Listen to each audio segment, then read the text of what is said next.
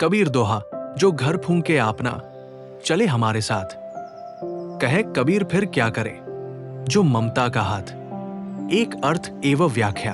एक, जो घर फूंके आपना, चले हमारे साथ। घर फूंकना यहां प्रतीकात्मक है, जिसका अर्थ त्याग, मोहमता से मुक्ति और आत्मज्ञान की ओर बढ़ना है। कबीरदास जी कहते हैं कि जो व्यक्ति अपने सांसारिक मोह को छोड़ सकता है, वही आध्यात्मिक मार्ग पर आगे बढ़ सकता है। यहाँ हमारे साथ चलने का अर्थ है कि जो संसार के बंधनों से मुक्त हो सकता है, वही सच्चे आध्यात्मिक ज्ञान की ओर बढ़ सकता है।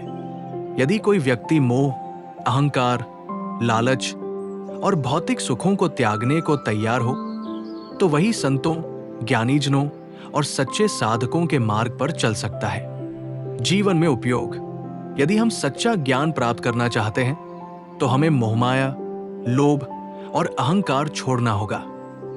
यह जरूरी नहीं कि हम भौतिक घर छोड़ें, लेकिन मन के भीतर के बंधनों को तोड़ना आवश्यक है। जीवन में त्याग और संतोष का महत्व समझें और मात्र भौतिक चीजों को ही सब कुछ न माने।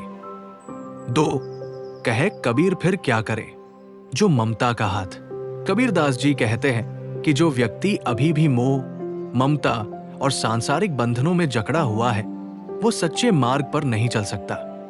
जब तक किसी के मन में ममता, लोभ और भौतिक वस्तुओं की लालसा बनी रहेगी, तब तक वो आत्मज्ञान की ओर नहीं बढ़ सकता। संत कबीर यहां हमें सच्चे वैराग्य और आत्मज्ञान की शिक्षा दे रहे हैं, जहां मनुष्य को अपनी ममता और सांसारिक बंधनों से मुक्त होकर जीने की कला सीखनी चाहिए। जीवन में उपयोग। ममता अच्छी चीज है, लेकिन अति ममता इंसान को आगे बढ़ने नहीं देती। जब तक हम सांसारिक मोह में फंसे रहेंगे, तब तक सच्ची शांति और आत्मज्ञान प्राप्त नहीं कर सकते।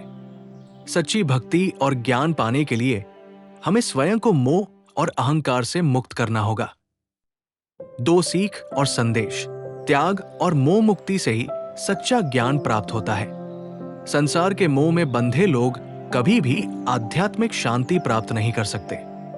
जो व्यक्ति अपने भीतर के लोभ, अहंकार और ममता को जला सकता है, वही सच्चे संतों के मार्ग पर चल सकता है। संत कबीर हमें बताते हैं कि आध्यात्मिक यात्रा के लिए मन का वैराग्य जरूरी है। निष्कर्ष, जो इंसान सांसारिक मोह और ममता से मुक्त हो जाता है, वही सच्चे मार्ग पर चल सकता है।